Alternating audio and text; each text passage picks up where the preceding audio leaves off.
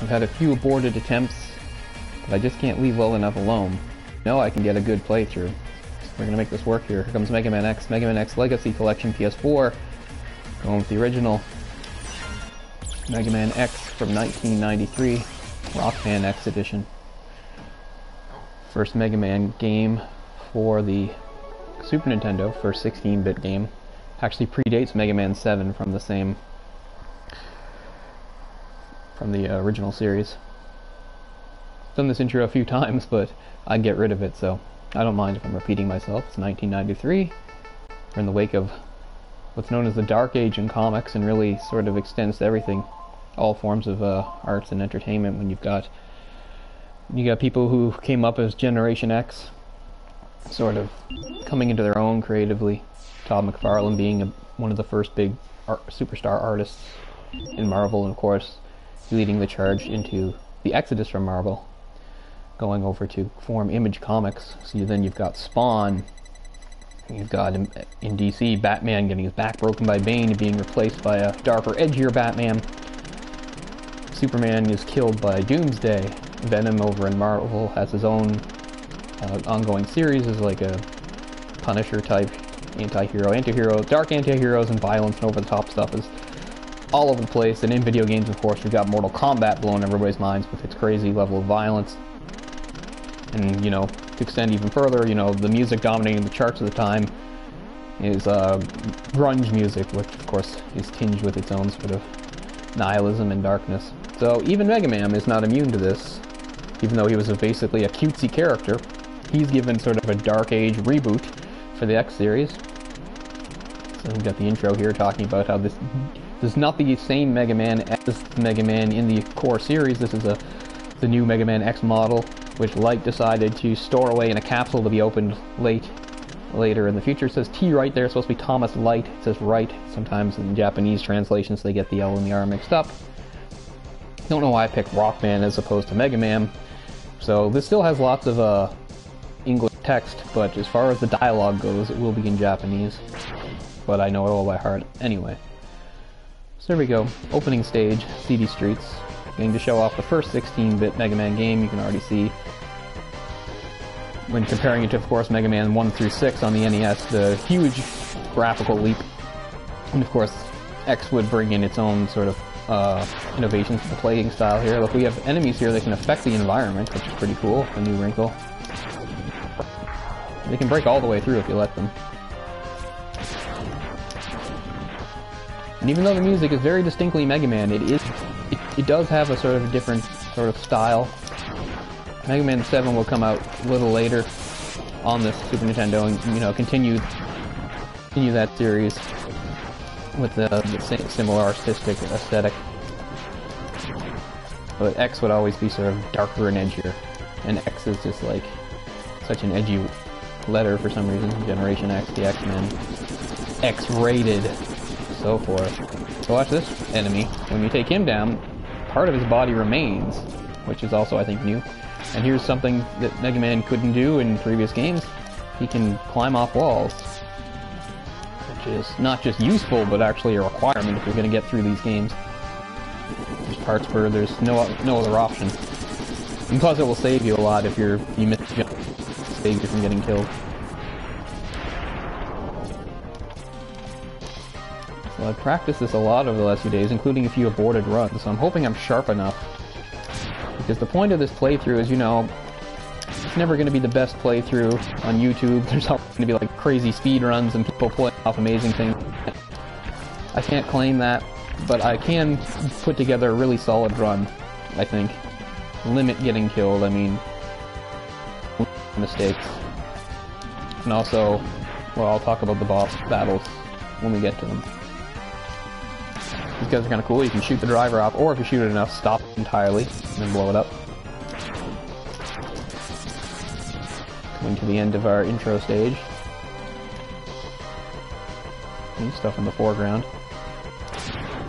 So we're going to see something kind of cool, because this will show up in a later boss stage, which is airship that's going to come down. That's actually what's dropping these enemies. Here we go. This is actually the airship that we'll see again. It's at the end of Storm Eagle stage and where you fight him. Anyway, this will just drop them forever if you don't keep moving, so I want to keep moving to the right, otherwise this will just go on, so good. Now we get the introduction of our new character, Vile, this crazy armored carrier, and you'll notice right away if this is the first time you're seeing this or doing this, is that this is a fight you cannot win. He doesn't even have like a health or power meter, and you can't avoid his attacks once he gets to the edge of the screen. There's nowhere to go. So, I mean, I can prolong this and shoot him and fight a bit, but, you know, there's no winning. And you're not supposed to die here, but it is possible to die, which is why I'm not going to screw around. So here, I'm just going to stay still and let him get me, because sometimes just to see how long I can prolong it, I've jumped around and hopped and dodged, but that's playing with fire, because then he could hit you and you'll die. So where he says, "You worthless piece of scrap, how did you think you could ever defeat me?" But we're going to get saved by another new character, Zero. Once again, very much a Dark Age character, such a badass, with his long hair. Although he doesn't have his sword yet. A little later in the series they give him the sword. Still, X is like, "I guess I'm not powerful enough to defeat him." He says, "X, don't sweat it. You shouldn't expect to defeat him. He's designed to be a war machine. Plus, you don't have all of your upgrades yet. Maybe by the time you get all those, you'll be a lot stronger, maybe even as strong as me." He's a little condescending there. Then he might be saying something here about going after Sigma, who used to be the head of the Maverick Hunters. Give a little background if you missed the beginning, with like all these robots that X was the template for, these new kinds of robots were known as Reploids, although I don't think they used that term in the original Mega Man X. They use it later going forward, but some of them have gone crazy or evil and they're called Mavericks. So you've got X and Zero working as Maverick Hunters. A little backstory that's not shown in this game is that, or it might be in the booklet or something, is that previously Sigma, who's the leader of the Mavericks, was the leader of the Maverick Hunters, and then he went Maverick. And he's the end boss here, and the main antagonist throughout the long-running X series. Okay, so here we have our familiar boss screen. But another difference between the X series and the normal series, core series, is, you know, it's this man, that man, is instead of man, you've got animals. There we go, you can see each guy's stage, or you can switch it over to map and see where they are in relation to each other on the map. You can go to specs, and it will give you their height and weight and some of their special attacks. So this is the Japanese version of Rockman, so you can see they got the Japanese names. And we will start with Icy Penguigo, or as he's known in the English translation, Chill Penguin. A good rule of thumb in the Mega Man X series and the Mega Man series as a whole, it doesn't apply to every game, but a lot of games, is when in doubt, start with the ice guy, and it's certainly how you want to start here in Mega Man X. You want to start with Chill Penguin. There we go. So every stage, in addition to having a boss, every stage has a heart tank, because you might notice, you might think, oh, you know, my health is a little low there, I'm taking hits I shouldn't take, so I'm trying to explain this.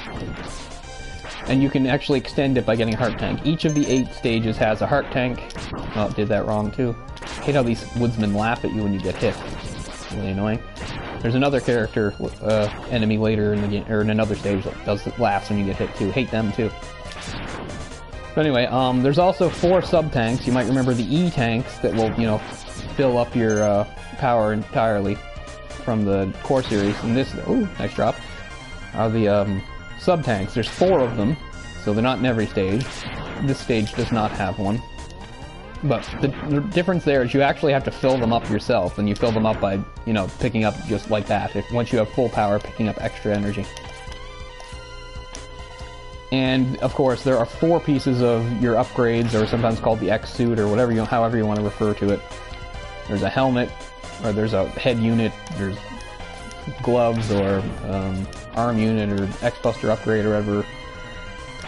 Chest piece, and feet, or boots, or whatever. So this is the first one, this is the feet, or the boots, whatever you want to call it. As you can see, in other stages, this is at least, these capsules are at least a little bit hidden. This one, you know, there's no way you could possibly miss it. It's right on your path. In fact, you couldn't skip it if you wanted to. So here's Dr. Light sending his message from the past to you. Since this is the first capsule we get to, he gets a little speech first. He says, like, so you've come. He's saying, when he sent you into the future, or not sent you to the future, but locked you away to be open to the future, you hoped that he was in the hope that you could have a peaceful life, but now it seems that no matter what Mega Man you are, you're always destined to fight. So with that in mind, here's some upgrades to help him out, and now he explains it, and here's the one for your feed or whatever, to increase your speed, So this will give you the dash ability plus the dash jump, which is a stronger, better jump, so you can jump higher and further. He'll do a little demonstration all on his own. I'm not controlling him when he does this to show off the dash, which on the Super Nintendo controller would be the A button, and on the PlayStation controller is the O button. But you can also achieve this by doing forward, which I use a lot because you might have noticed already that my playing style is I'm always charging. Whenever I'm, not actually shooting, I'm charging. So it's pretty hard to dash while charging if you're trying to do it with the button, but if you do forward, that's how this is achieved. So a lot of my dashing is with the forward, although not always. So here I'm not doing it. Sometimes you just want to go fast. You get these mech suits in some of the stages. This would allow you to get up here, but we can't break this without the suit or some sort of weapon. That's where one of the heart tanks is. So that's another thing that's new about this series, is that you now have to have the ability to come back to stages after you've beaten the boss, which is necessary in some instances to get stuff that you couldn't get before. Alright, we're coming up to the home stretch here. Just want to take your time here and look ahead so that you're able to anticipate these big rolling boulders of snow. These guys are throwing snowballs at you. Just want to move carefully so that you don't get in a position like that. See? There we go. So that's good. So Chill Penguin, of course, is also so the main reason to start with Chill Penguin is to get the boots right away, and so you can dash because it's such an integral part of the game, and also because Chill Penguin is by far the easiest boss to beat. And he's certainly very easy to beat without even using a special weapon on him. Now, here's where this is going to be a little different. Just for the heck of it, to make things a little more interesting and to stand out, I'm not going to use the weapons on the bosses when I fight them the first time. I'm going to kill all of them the first time just using the X-Buster. And that gets a little harder as we go, but with Chill Penguin it's no problem at all. I don't even expect to get hit. If he hits me, I made a sloppy mistake. I got impatient or took a risk I shouldn't have taken. As you can see, his various attacks. So the main thing is when he jumps at you, you can knock him right out of the air. Oh, twice in a row, you bastard. He's actually invincible when he does that slide. You want to wait for him to come out of it. You can shoot through that first. He's a little impatient with his guys. He breaks them himself, or you can break them. Oh, so when he pulls that, he can create like a snowstorm that knocks you around, but I didn't let him. So that's a flawless victory. We're not going to have... I can't guarantee those every time. I'm definitely going to take some hits, but Chill Penguin, yeah, he's pretty easy.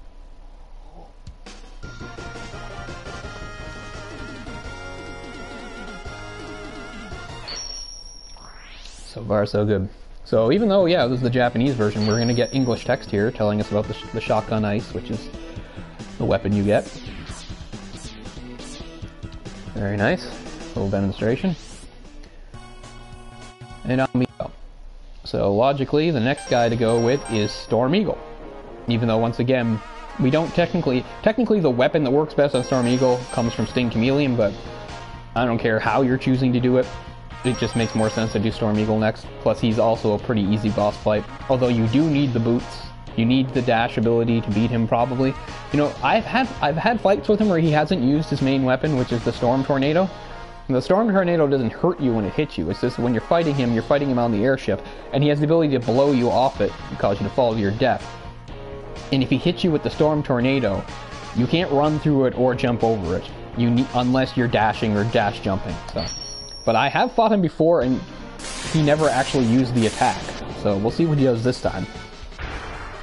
Alright, so this is a loaded level in that in addition to the heart tank that's in every level, it also has one of the 4 sub-tanks, and it also has another piece of the X-suit or armor or upgrade, you're going to call it, this one being the helmet, the head one. To start with, there's no point in going over to the right here. There's stuff over there and some enemies. There's no point in engaging them. There's nothing to be gained.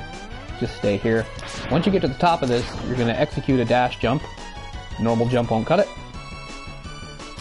And there's the next heart tank. Very nice. So, we'll just do it again.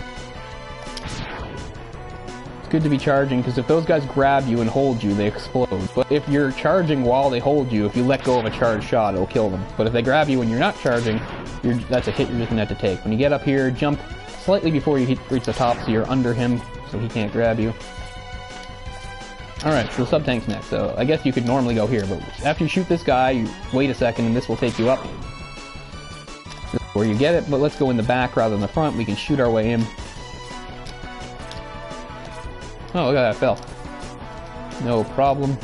Except, this being a Mega Man game, enemies respawn the second they're off the screen. It's weird, I can't believe I fell there. First time for everything. I don't mind making mistakes like that. So there's our first sub-tank, and we can just move on, but we're going to kill the enemy here. He won't turn around even if you shoot him, but if you shoot him, get that nice glass breaking effect. I always get a little impatient fighting these guys on the platforms, because often when I'm playing this game just by myself for fun, I'll try to jump over them and leap into space and take crazy risks, but obviously we're not going to do that here. I want to get this done, so we're just going to take it slowly and carefully. I do get a little impatient, but what can you do? And you have to watch a little carefully too, because as I said, respawning enemies, so if you shoot one of these guys and then the platform goes off the screen, there's a good chance he'll respawn, and if you just jump, see, I don't want to, okay, he didn't come down far enough. Is he back? No. But yeah, that's another thing too. You might think he's gone and then you jump. See, that's why I didn't jump there. He didn't come back, but he might have. And I don't want to land on him, because that could obviously get you killed. So we ignored there were some of these early in the stage, but there's not really much point going in. You want this one because there's an extra life. A little tougher because you have to be on the wall while you do it, but no big deal. Alright. This stage actually has 2 extra lives, that's the first. They're both pretty easy to get. But now next is the helmet upgrade. This is the way to go, but we go down here. Another place to blast our way in. And another capsule from Light. This time no speeches, he just goes straight to the explanation. Now the helmet has very little purpose in this game besides really completing the outfit. As you can see, what he said is that you can break certain surfaces using a headbutt, and obviously that's the stuff that's right here that once again he will demonstrate. This is actually not useful in most of the game. There's only a couple times where you really need it. Although you do need it when you need it. In later games they correct this and give the helmet extra abilities. Oh, so with boots you can kick them too, you can break them by kicking them. But yeah, like, yeah, so in later installments of the X series, the helmet would always have some other ability, because I guess they figured they needed to give it a little more purpose, so we saw extra life there, let's go get it. As you can see up here, a staple of all the Mega Man games, it's been there ever since the original. Oh, hit me too. Are these stupid little annoying guys? They're in every single game.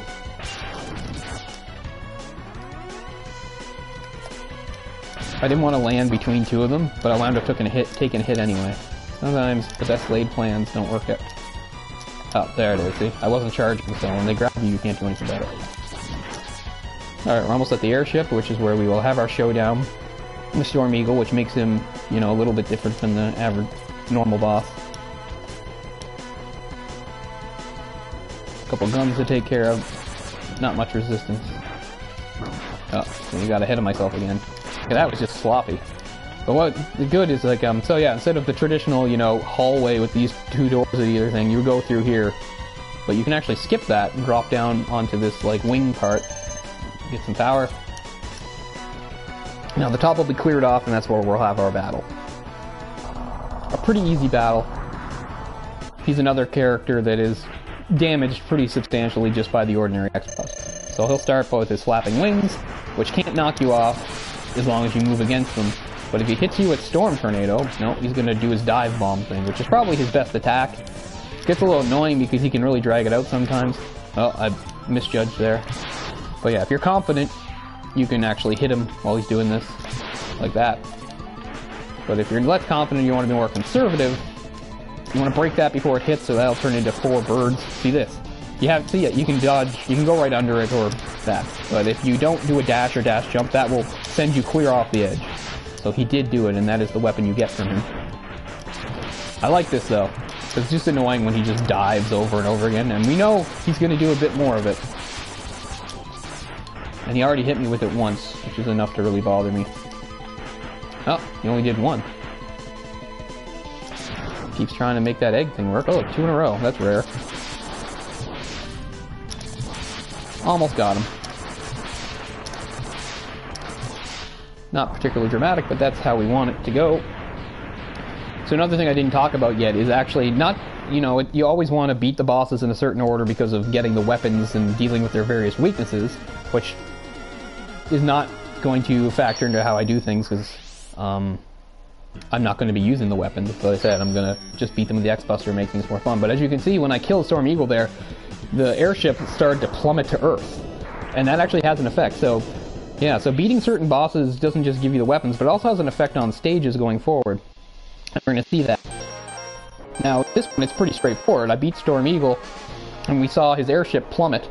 Well, it actually lands on the factory that makes up the stage that is Spark Mandrills. It has an effect on that stage. It makes it a little easier. Now, I'm not sure how physically how this works, but somehow beating Chill Penguin's stage somehow causes like a bunch of the ice from that stage to freeze over. This is also a factory, the factory the Flame Mammoth stage takes place in. And it really messes it up because it's Flame Mammoth. That's his, you know, so these, whenever you fight these bosses that have like a, you know, a certain power, that's the motif or whatever of the level. So you would expect Flame Mammoth stage to have a lot of fire in it. And normally it would. But if you beat Chill Penguin first, almost all that fire gets iced over and there's almost nothing left. Anyway, we're going to go to him next.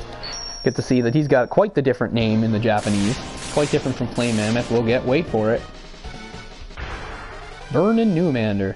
I love that. Especially love just how casual that is. The informality of the burnin' instead of burning. So as we can see, yeah, that should be lava on the floor down here that would kill you, but it's gone, so that makes getting through his stage pretty easy in a lot of places. See, it's a factory where they make various enemies. Those heads can't hurt you, but these guys can, and they shoot a laser. Alright, so I've screwed this up a couple times, and hopefully I won't. And it's one of the reasons I stopped the playthrough, is this is another level that has the trifecta. Besides the heart tank, it also has one of the 4 sub-tanks and another part of the armor, or X-suit, or whatever you want to call it. The X-Buster upgrade is up there. So you need the helmet and the boots, because you need the boots to be able to dash jump and the helmet to break through. But you can screw it up. And if you screw it up, you don't really get a second chance. You'll either have to, like, kill yourself or just come back later. But I did it. I did it on the first try, because we're getting better. But yeah, it's possible if you you know, if you hit, you know, you break some of the bottom, then fall, then you can't make the jump. This is going well. Okay, so blah, blah, blah. X-Buster. X-Buster upgrade gives you a more powerful charge shot, but also something new that wasn't in the previous series is because, you know, Mega Man's, I think, 4, 5, and 6 all had a charge shot, but it did not extend to weapons, but now it does. So now, whenever you get a weapon from a boss, you can also charge it up and get an added effect, which is pretty cool. So things are going pretty well. Fingers crossed. So as you can see, this should all be lava, but it's not, so you can just go to the edge, because that's where we're going to be able to get our heart tank. There is a way to get this heart tank if the floor is still lava, but I mean, it would be pretty rare, because you'd really have to screw up the order you do things in to do it. You could use Boomer Kawanger's weapon to get it, but anyway. These, by the way, are the other enemies that laugh at you when you get hit. There, you can see them. Their shoulders move in the same way that annoying woodsman does. Anyway.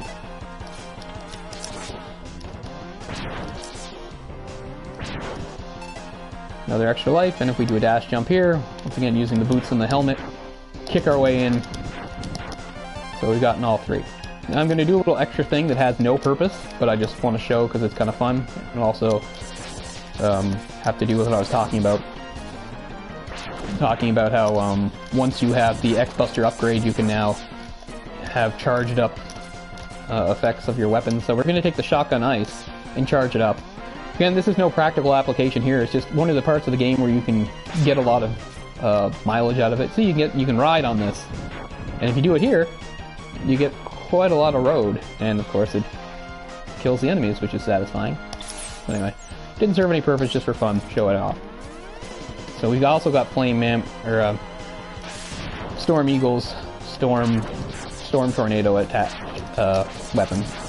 And that would be the weapon you would use on Flame Mammoth, but I'm going to beat Flame Mammoth without it. You can hear that sound, that's me collecting power for the sub-tanks. Just have to have full power for it to work.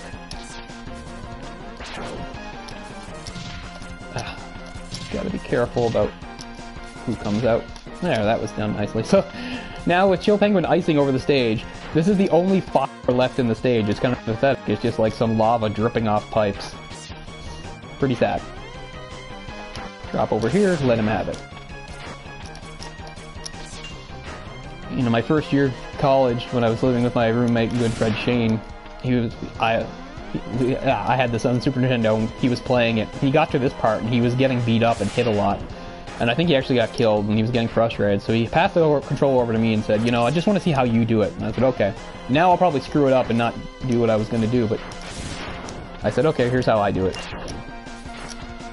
And I just sort of flew through it like that. And I gave him back the controller, and he was just like, I hate you. Anyway, now we got Flame Mammoth, who, yeah, you would use Storm Tornado on, but keeping to my pledge or promise, that is not what's going to happen. I'll just fight him normally. Flame Mammoth is very large, as you expect, and his size is really one of his best weapons. Because he just takes up so much room, and as you can see, if he hits the ground while you're on the ground, it doesn't hurt you, and it makes you fall and immobilizes you for a second. Plus, he can just cross distance really quickly with that jump. And sometimes he shortens up his jump, and sometimes he can go all the way to the wall, and there's no way of knowing. So, that's something that makes him difficult. So, as you can see, he does have a fire attack. See? That one all the way to the wall. So that is his fire attack. But he also has another attack where he just shoots out some stuff. He'll do it. That stuff. So the thing is, if he does the fire attack and it lands on that, he can light it. But that almost never actually happens when I fight him. Sometimes I've dragged out a fight just to make it happen. Anyway, it's going pretty well. I haven't been hit. Might be able to get another flawless victory in here. I did not get it against Storm Eagle. Storm Eagle did hit me with one of his dive bombs, but there we go. Flawless victory. Probably the last of those I'm going to get, because at this point, the fights are pretty difficult if you're not going to use the proper weapon. In fact, the next fight is really hard, although it went pretty well for me last time I did this, and of course, I still wound up screwing up that playthrough in another way. Alright. Fire Wave. Very cool weapon.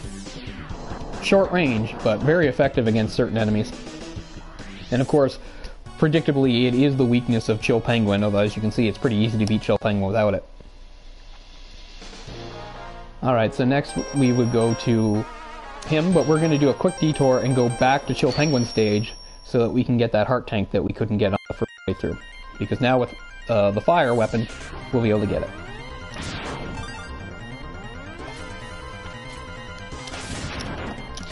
Ah. Look at that, another extra life drop. I'm getting really lucky with some of these drops. I mean, I'm hoping really to not die. At least really limit my deaths. At least not die until I hit the Sigma stages. Because nobody wants to watch a playthrough with a bunch of deaths and repetition, right? Which is why I've aborted this a couple times, because I have not been happy with my performance. Things are going really well right now, but that could all change really quickly. My problem is I'm really good at the game and I have a lot of confidence. Look at that, this is unprecedented. You can only, I'm at 8 lives, 9 is the most you can have. The drops will still happen, but once you have 9, they just won't register. So we're at 8, and I haven't even done anything to like try to get extra lives, because there are some ways, the best way being in Armored Armadillo stage. Gotta get through this cave and then we'll almost be there. So this is repetition, but this is necessary repetition. These purple guys, by the way, as you can see, they actually stop when they first come. So you just have to stay cool and not move and let them come to you. Look at that, this is insane. Never had a run like this.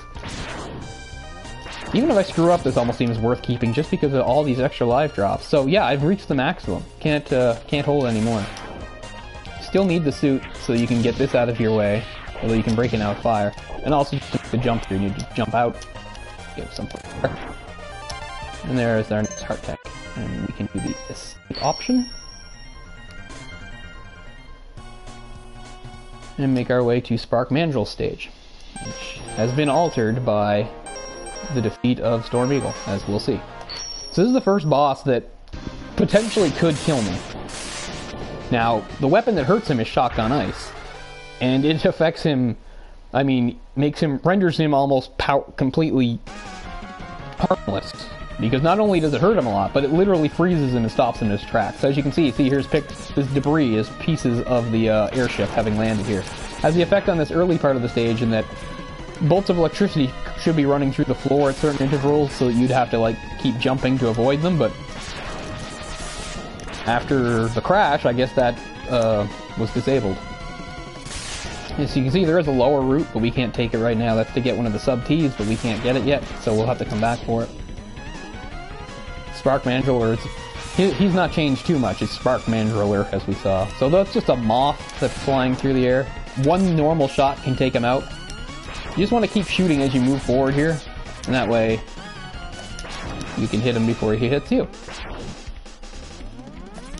Again, if I was playing by myself, I probably wouldn't be waiting for the light to come back on. I would just trust myself and make these jumps, but since I'm trying to do this, you know, and not screw up, I'm not taking any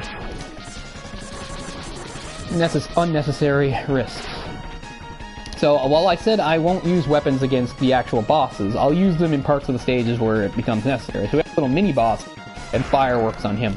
He's also been affected by that. He's supposed to have like a laser, but it doesn't work. He's been rendered impotent. I mean, he's literally firing blanks. So now all he can really do is bounce around. And he's... Oh, I got out of the way. But, I mean, he can stick you to the floor. But fire works very well on him. Oh, I'm gonna get hit. That's okay, he's toast.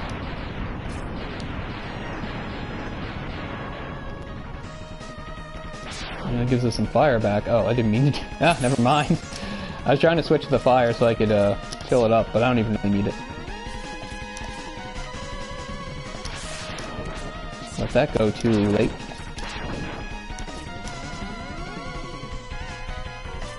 Yeah, so this is another part of the stage where normally I go a lot faster. But since I'm trying to minimize mistakes and, you know, get hit as little as possible, I'm slowing down and playing it a bit more cautiously than I would normally do it.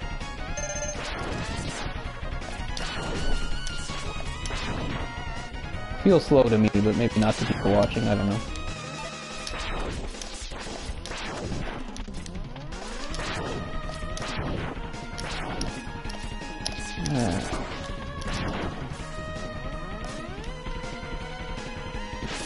So that can take a full X-Buster blast, steal some. But anyway, here's our next heart tank. Pretty easy to get. Just do a dash jump off the wall.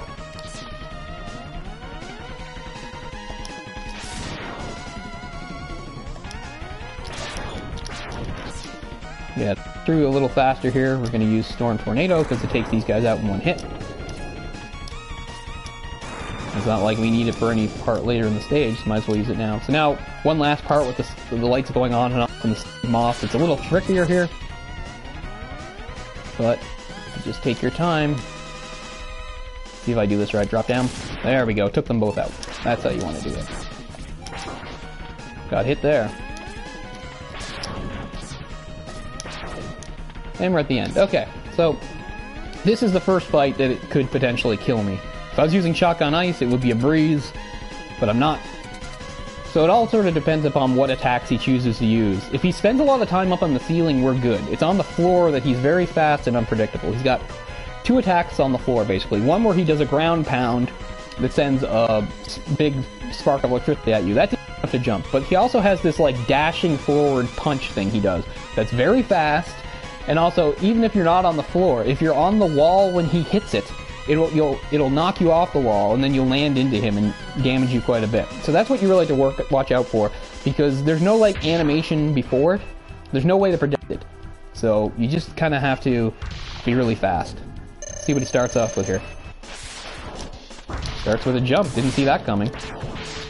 But yeah, the more time he's up there, the better, because he's vulnerable and he's not down on the floor posing a threat.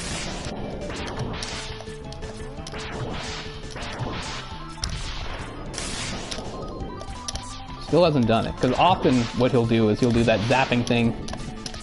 This is good. It's good. The more time he spends up there, the easier it is. Yeah, you keep doing that, big boy. Ah, but I did not see that jump coming. No, he's not even going to get to do it, because I'm going to kill him before he does it. So we didn't even see the dash punch. So even though he hit me with a couple jumps I couldn't predict there, that went really well, so... Things are going well, which makes me feel like any second now I'm going to screw up. Well, it's got to stay positive. As I said, the main key is just to not get rattled if I do make a mistake, because that's what's been plaguing me throughout these attempts, is I'll make one mistake and I'll try to shake it off, but it'll really bother me, and, you know, things will just snowball from there. One mistake leads to another, which leads to another, etc. I mean, there's still a few risks left. And, So I guess Armored Armadillo could be next. Now, there's something you can do in Armored Armadillo stage, which I'll talk about, that I'm not going to do because it takes a lot of time and is a lot of, you'd have to watch a little repetition for it to happen. It's a secret where you can get a move, where you can get the Hadouken move from the Street Fighter series. Remember, this is Capcom, and it's pretty funny and it's a cool little Easter egg, but it's actually not that useful. I'll tell you how to get it, but I'm not actually going to do it. So we'll go there next, I guess. Armored Armadillo is also a very hard fight if you're not going to use the weapon on him. The guy we just beat, Spark Angel, his spark attack is what you would use on Armored Armadillo. It would knock his armor off him and make him a lot more vulnerable, and also limit his attacks. Fighting him the old-fashioned way with just the X-Buster is armor, I love that. Is difficult because it's really hard. It's really hard to hurt him. It takes a long, long time to inflict damage. So here's a place where you can, like, very easily fill up your sub-tanks, because these bats will just keep respawning, and they drop a lot. One's already filled. Okay, so both of them are filled. But the other thing you could do here, and I'm not going to because I don't need to, because I already have 9 lives somehow, is you're going to see a little Easter egg here, is once you kill this bird, look, one of these bats is not like the other. Oh, see, and that's what he does. He doesn't always... That's, by the way, the bat from the original series. You can see the Mega Man 2 and Woodman stage, and other games. But anyway, he has a really high drop rate for extra lives. If you wanted to, if you needed to fill sub-Ts, you could spend some time just going back and forth and shooting those guys to fill them up, killing him to get your extra lives up, which is definitely a requirement if you're trying to do Hadouken, because to do Hadouken, you have to kill yourself several times. So it's a good idea to build up your lives first, but we're not doing that. So anyway, there's a couple of these guys down here below. They can kill you in one hit. And the way the stage wants you to play is you have to drop down in front of them and go as fast as you can so they don't catch up to you and kill you. But there's another way of doing this, and that's just letting them go ahead of you and taking them out with fire. Fire really hurts them. There we go. So if we go back, here's our third sub-tank. But the other impetus, besides, you know, not getting killed for going fast, is you want to get past him before he catches up to a part like here. Like, we don't need this, but if he broke all this, there'd be no way to get up here. You can break that with the helmet. We don't need these. Or now we do, of course, because we just got a sub-T. But anyway, there's another one. Anyway, this is as far as he goes. They die on the spikes, and we move on. There's another one of those a little later in the stage. I knew that was wrong.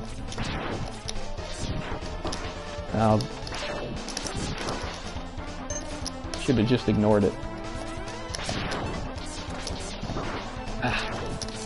It's okay, no big deal. These are not the kind of mistakes I was talking about. I mean, everybody makes these mistakes, except for like those crazy people that are machines that play through games and never get hit. Maybe I could do that if I devoted my life to it, but I've got other things to do. So we didn't ride the first one, we'll ride this one. You want to jump at the right time here so your momentum will carry you forward. You want to jump up? No, I did it wrong, see? I would have died on those spikes if I hadn't taken a hit. You're temporarily invincible when you get hit. Alright, so here's another guy. It's easy to drop behind him, and once again give him the fire treatment so you don't have to worry about being chased. The stakes are a little higher with him, because as you can see, you want to get to him so he doesn't break here, so you can get up here and get the heart tank. I'm always worried about the low ceiling there. I'm worried I'm going to bang my head and fall back onto the spikes. So here's our final ride. So what you would do here is we're going to wind up outside in a second. So you want to clear all these flying ducks out of your way, so you don't bang into them. And you want to jump up here and land here. And then you want to jump off to your death. You want to make sure your feet don't touch this. You want to clear this, and you want to... Then you want to do it 3 more times. I don't know, I can't remember. It's either you have to do it 4 times and on the 4th time it works, or do it 4 full times and on the 5th time it works. But either way, once you've done the amount, you'll see it. Because when you're coming through and you land back up here, right here, one of Light's special capsules will pop up, and instead of his normal lab coat, he'll be dressed like Ryu. He'll have the karate gi and headband on, and he'll tell you about Hadouken, and you'll get it, and you know, you get it, and it works the same way as it works in the game, down forward attack, or down forward Y, or down forward square, however you want to say it. It does it, and what's cool about it is, one thing, Mega Man actually speaks, he goes, Hadouken! He has like this little tiny voice when he says it. Another thing is, it kills anything, including bosses, in 1 hit. But the catch is, you have to be at full power to do it, so once you get hit, you can't do it. And the other thing is, even though, as fighting moves go in a fighting game, it's very quick and easy to pull off, just down, forward. In a game like Mega Man, that extra fraction of a second can really cost you, so it's actually pretty hard to pull off in a lot of situations. But anyway, that's how you would get it. I'm not going to show it because you'd have to watch me fall to my death several times in a row. So yeah, Armored Armadillo is kind of a tough fight. It's more of an endurance fight. It's not that his attacks or anything that hard. It's just that you have to fight him for a long time. If you're taking this route, I mean, again, we can just blast him with the spark and kill him really quickly. But if we're going to do it, as I said, this way, it just takes a long time to hurt him. Because the armor, of course, will block attacks, and he can absorb attacks too, as you'll see. So he usually starts doing this cheap move. So he'll absorb, but you want to shoot and jump when you do it.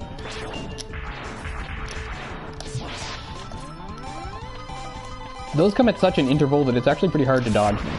Okay, he went slammed right into me. And he's invincible when he does this, unless you've knocked the armor off him with the sparks, in which case, then he can never be invincible. Okay, you're really milking this, buddy. This is getting annoying. Ah, and then he ends by hitting me. See, I could very well die here, because it's just really hard to hurt him. Especially if he's going to just keep pulling this nonsense, which is just so cheap. I mean, I don't mind if he does it. I almost slammed into him.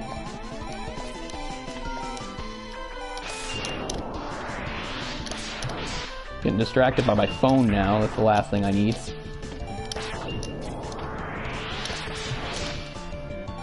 As you can see, it's hard to hurt him. I hate it when he just goes straight at you. I might wind up actually using a sub-T to beat him, as much as I don't want to. Because I don't want to fight him a bunch of times.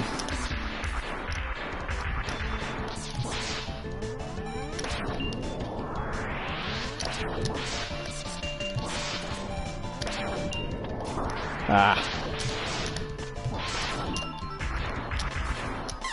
Killed me. Okay, so next time I'm in trouble, I might use a sub-T, because you know what, I never promised I would die in this, but if I die too many times, I will pull the plug. I want to do this properly.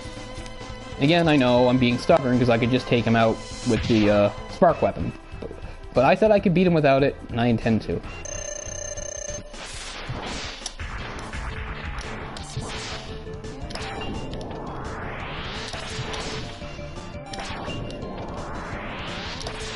Already in a bit of a better rhythm.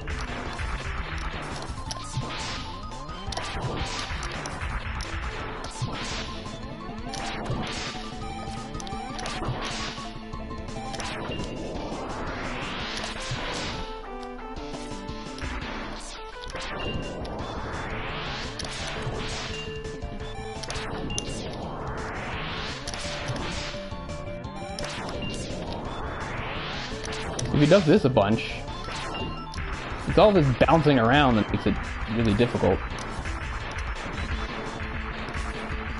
Because there's no way of knowing when he's going to come out of it. And sometimes he goes straight back into it. Incredibly cheap.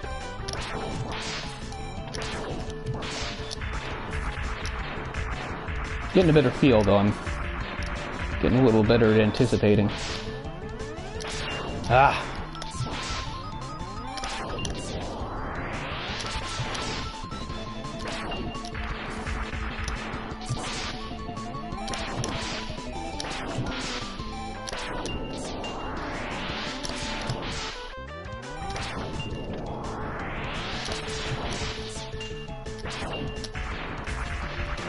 Now that he's at low, okay. Sometimes when you get him down low, he just, yeah, he does this over and over again. It's really cheap. I think I've got him now.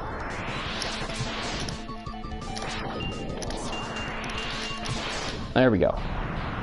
So, he did kill me once, which really bothers me, but I mean, look there. That was really good. So I feel better, so I'm not going to let that one death bother me.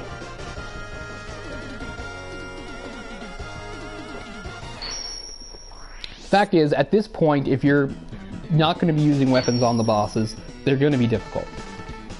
Rolling shield.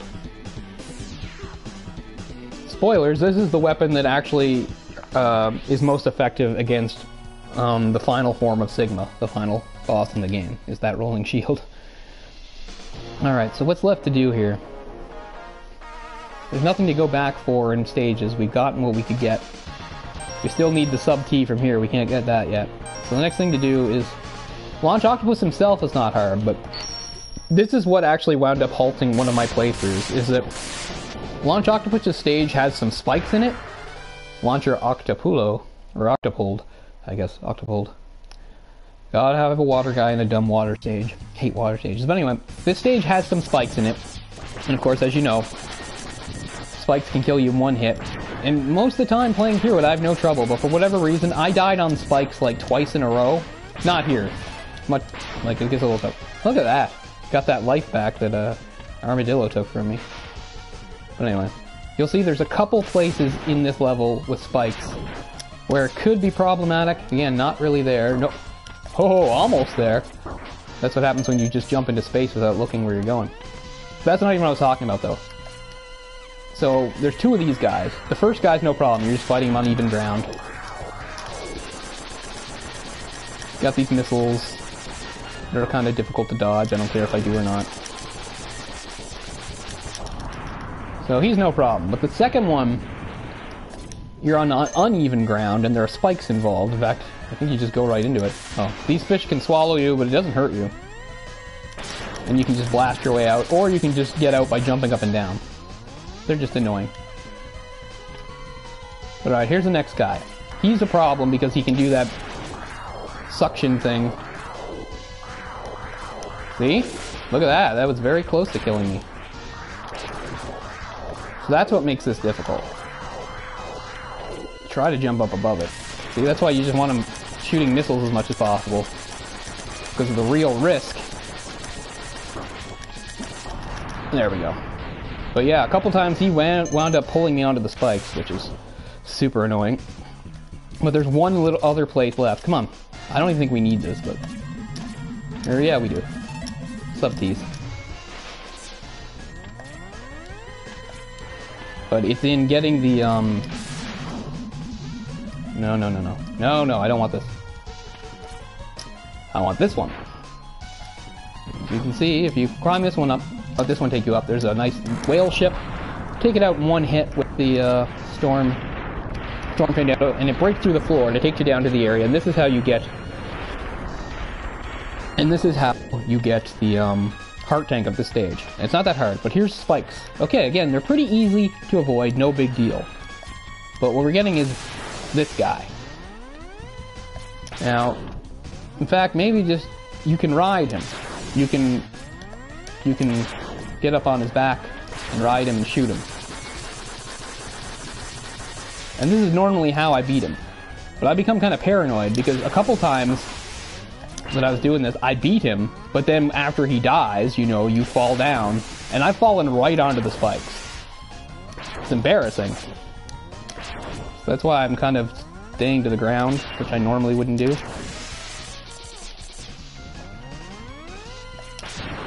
There we go. I was just doing that to, again, to mitigate risk, I guess. Minimize risk. So very good. Launch Octopus himself is not particularly hard fight. I mean, they all have their challenges if you're not going to use a weapon on them. Launch Octopus also has the distinction of being the only boss in the game who is, technically, he's affected by 2 different weapons instead of just 1. The rolling shield I just got as his weakness, but also there's another weapon that can have a strong effect on him. And you will get to, if you stick with me, I will show you how every weapon works, because this being a Mega Man game, you know, you're going to fight all the bosses again anyway. So the second time I fight the bosses, I will fight them the proper way with the weapons, but for the first part I just want to show off a little, show some of my skill, separate myself a little from the pack, to show that I'm capable of beating them without special weapons. So this guy you can ride all you want, because there's no risk about landing on spikes. You saw they were being made in the factory in Flame Mammoth stage. Or at least the heads. I don't know where the rest goes. Another extra life drop. This is insanity. I'm thinking even if I do screw this up, I'm going to have to keep it just to show off all these extra life drops. Alright. So this is great. I'm at full power. Launch Octopus. So Launch Octopus, he has homing torpedoes, and he has two different kinds of torpedoes he shoots at you. One is easy enough, you shoot out of your way. Then he's got these other ones that are like differently shaped, and they're hard to dodge. Besides that, he's kind of a one-trick pony. He goes back and forth, and he has like a weird, I don't know, like a vortex thing he gets into, as you'll see. He also has a nice little "you're going down" gesture here.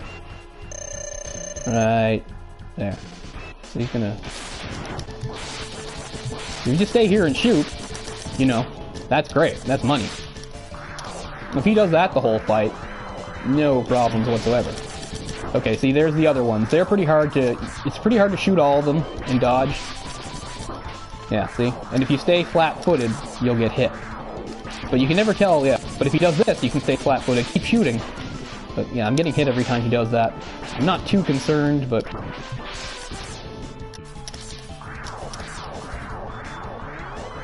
But anyway, there is a way, using Boomer Kawanger's weapon, to cut off his arms. And if you do that, he can't do this anymore, or fire those.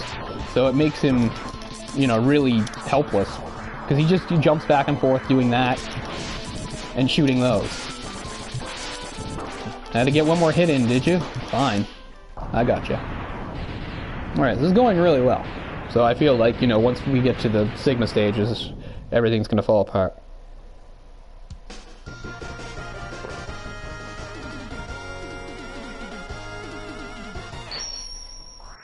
But going really well. One death that was kind of avoidable. Homing torpedo.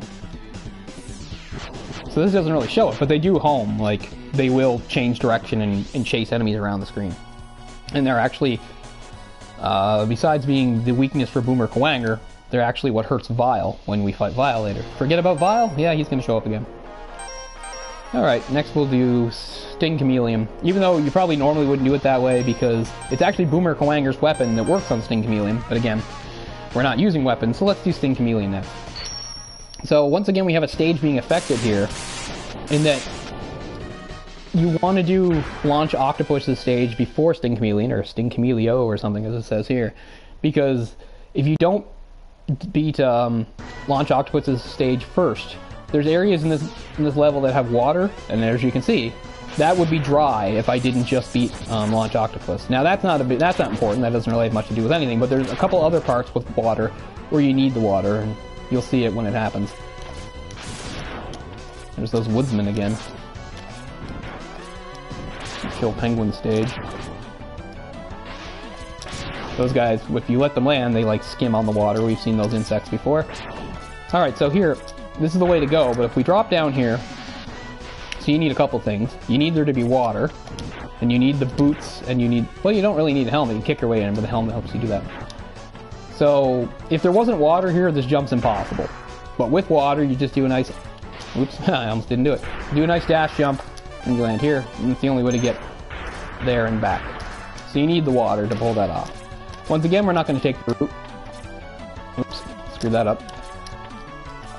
Now we're going to go up, and this is where the last piece of the X-suit is, the chest plate, which is good because it helps you absorb, or it helps you take less damage. So you have this little boss here that you have to fight first, and he's super annoying. He's not particularly he's not particularly dangerous, although I did just sloppily let him land on me.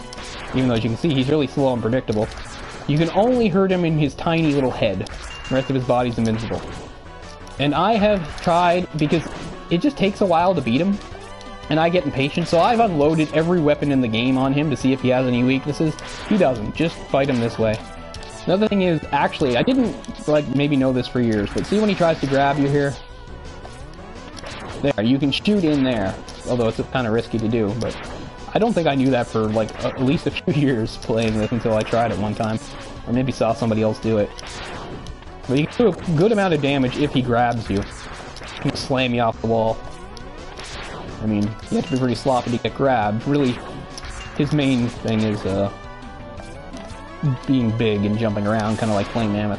As you can see, he's smoking, and I think that's because they wanted to put something in to let you know you were actually hurting him, because it gets frustrating. You're not sure if you're hurting him or not, and it's taking a long time to kill him, so the smoke is kind of there just to let you know, yeah, what you're doing is working, just keep it up. So very close. Oh yeah, I just get impatient fighting. But there's no fast way of killing him. Doesn't matter what weapon you use. There we go.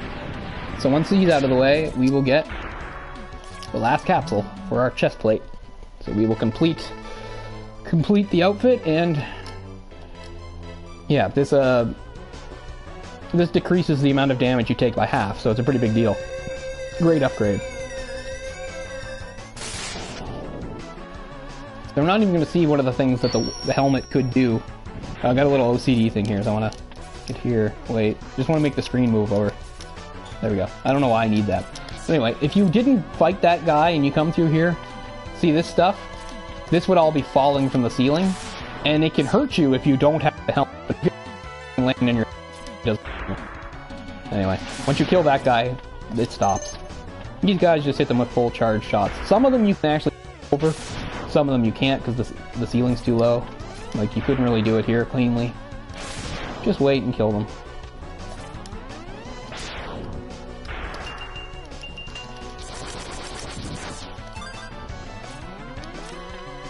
One more. I wasted the whole thing. Alright, we're through. We get another mech. These guys are annoying. And bugs come out of the tree. Aren't you supposed to be eating the bugs, not freeing them? There's actually an extra life up here, and we don't even need it, because we're, like, full. This guy's guarding nothing, but we'll kill him anyway. Oh. Doesn't even register, because it's full. Then we get another section with a mech here. Go through this mud. All our sub-Ts are full, too. Well, there's still, oh yeah, there's still one sub-T left. We need to beat Boomer Kwanger to get it, though.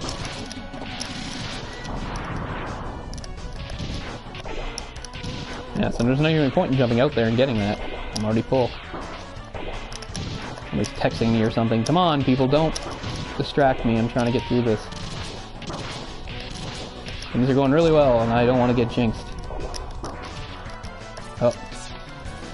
Mechs can only take so much damage. Alright, so this is not that hard of a fight, but still poses its challenges. The main thing is, being a chameleon, he'll do this thing where he blends into the background to go invisible or whatever, but the truth is, you can guess where he is, but he's invincible, so it doesn't really matter. So it's not really so much being invisible as it is being invincible, but anyway. His tongue is and there's spikes on the ceiling, so you don't want to get up too high on the wall if you're going to use the walls. But there's his face. He's going to do that all throughout the fight. So he'll either jump straight at me, or he'll hang from the ceiling. Let's see what he does. Now, when he hangs from the ceiling, he can make spikes fall down that are fairly difficult to dodge. In the meantime, you want to keep moving. That's no big deal. The tongue is a problem. Sometimes if he's close enough to you, like this, yeah, see, he'll attack with the tongue. That's what you really want to avoid. If he's at a distance, he's not really that big of a problem. It's when he crowds you. Ah, I hate that, because I missed him.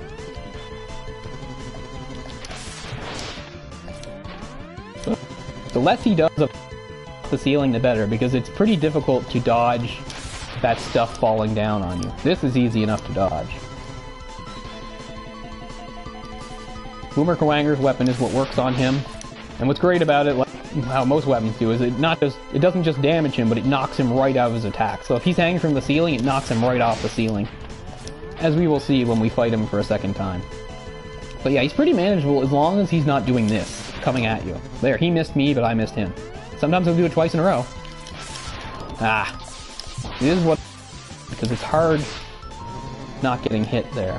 I really should have, like, muted my phone, because it's going to drive me nuts. It's probably my mother or somebody texting me. Oh, no, this isn't good. Yeah. See, even though I've been hurting him a lot, he can turn the cables quickly if he hits me a few times. Yeah, why don't you do that? Just keep doing that, idiot.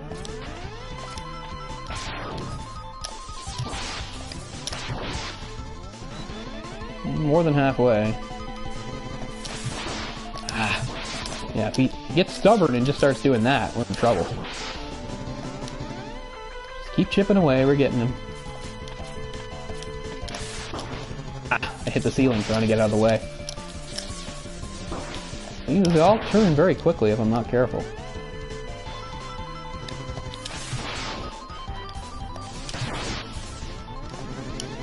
Okay, we're getting there. We're getting there.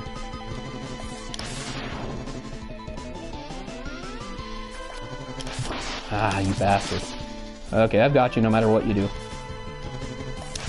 There. Now I'm gonna check my phone and see what's going on. This is getting distracting.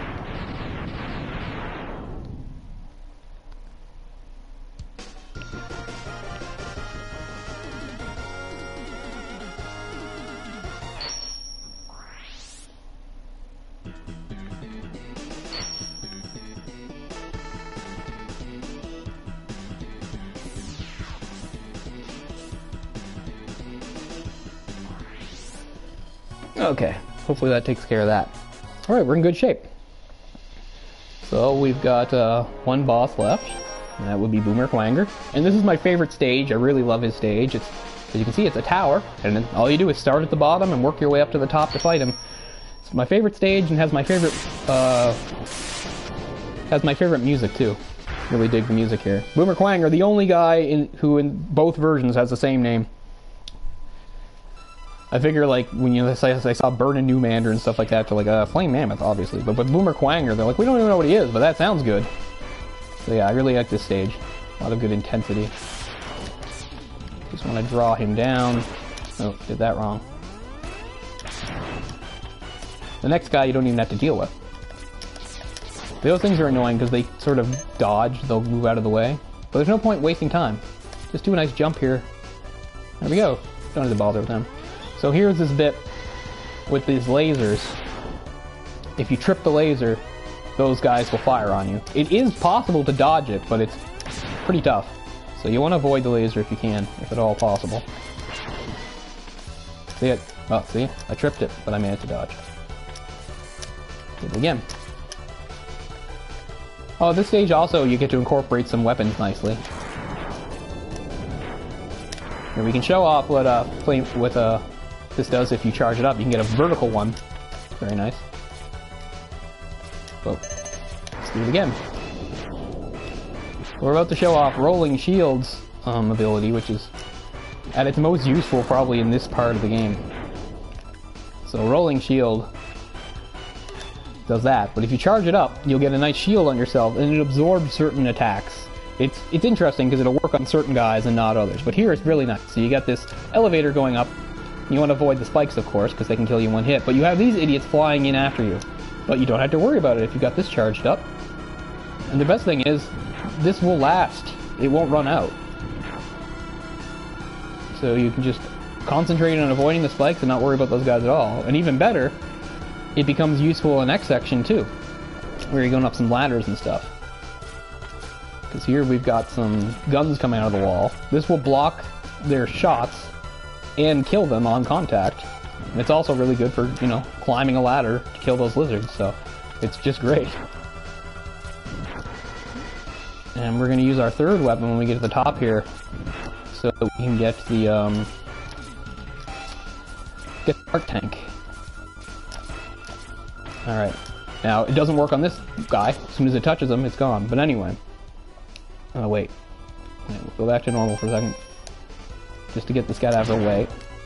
So this is where finally the charged up version of Shotgun Ice, which I showed off in Flame Mammoth stage, just for fun, actually has its like one practical application, and it's to get the heart tank there. We're going to just ride it out. We want to make sure this gets out of our way so it doesn't knock us off. Now here, don't overcomplicate things, just jump straight up. And we got it. Very good. So that's every heart tank. All that's left is, and we've got all the soup. The only thing that's left is one more sub-T, which is back in Spark Evangel stage. And we will be able to get that as soon as we do this stage. Upper, upper, always upward. Twirling, twirling towards freedom. Yeah, that was a little sloppy.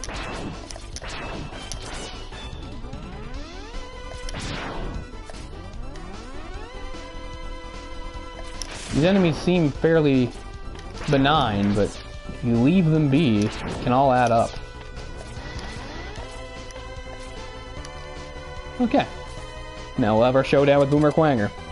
Now, Boomer Quanger's weakness is the homing torpedo, which makes him a snap. Boomer Quanger is the fastest boss in the game. He's extremely fast. He can basically teleport around. So the key to beating him, if you're not going to use the homing torpedo, is you have to be fast too. Basically, the key is just never stop moving.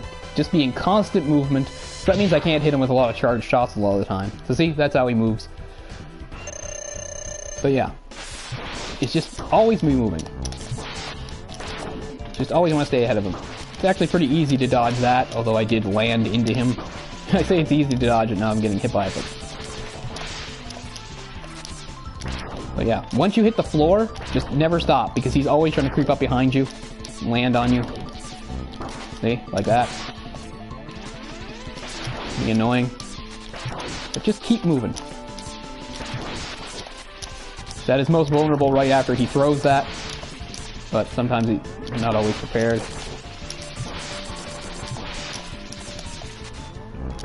Whoa. But yeah, see, he's always trying to teleport to land on top of you.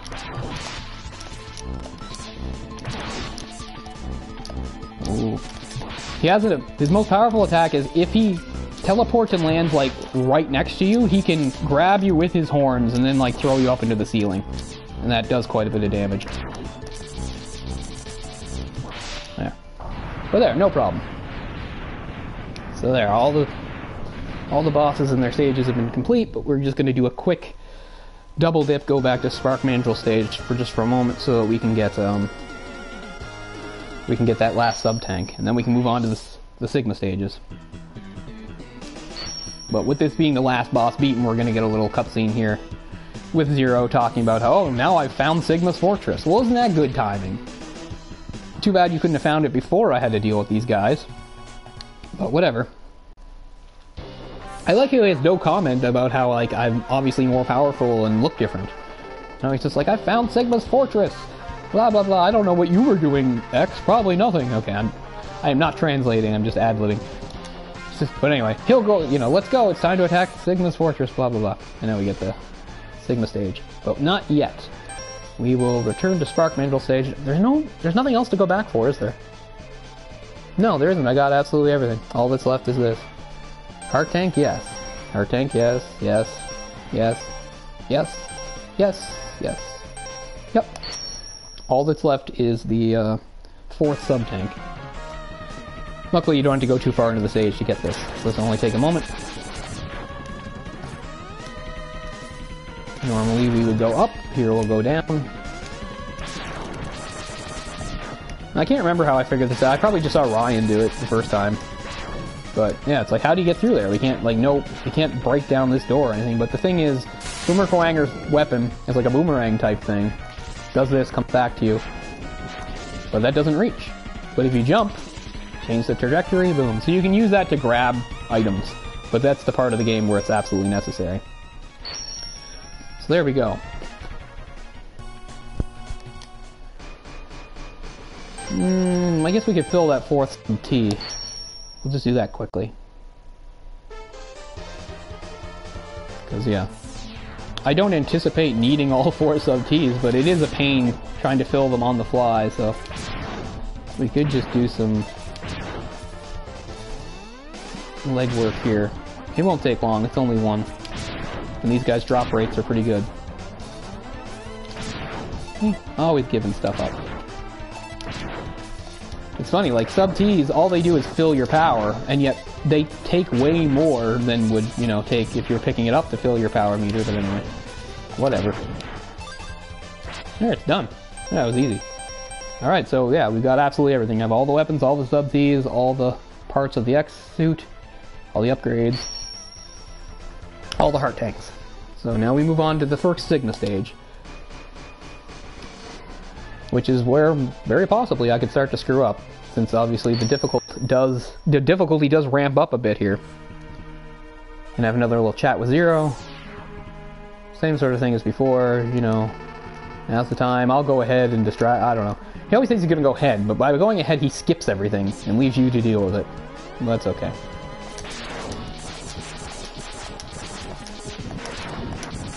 So yeah, now the level design is even more conniving, trying to trip you up. As we'll see, there's going to be some really cheap ways of like mixing certain enemies together or certain placement. But I've seen it all before, nothing I can't handle.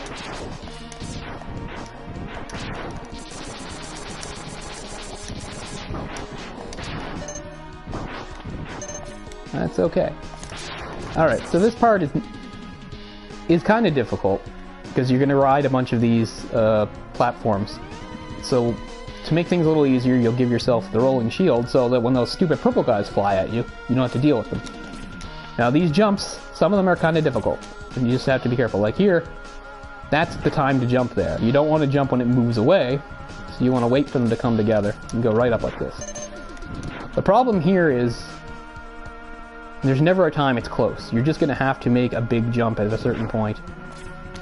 But you want it coming towards you, otherwise you can jump off of it. Oh, see? That's frustrating. So I might fall a few times. I shouldn't fall to my death, though. I'm pretty sure of it. Just want to stay cool. Oh, see? And don't overplay it. You overplay it, and you will fall.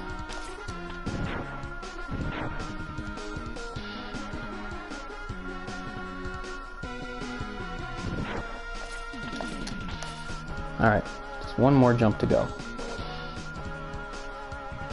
So you want it moving towards you, so that it will come under you when you hop up. There, we're up there. Yeah, it wasn't so painful. Once again, these guys. I just used that because it was the first thing to show up. See the placement here? That's really annoying. They really put some thought into this and the best way to, like, hit you.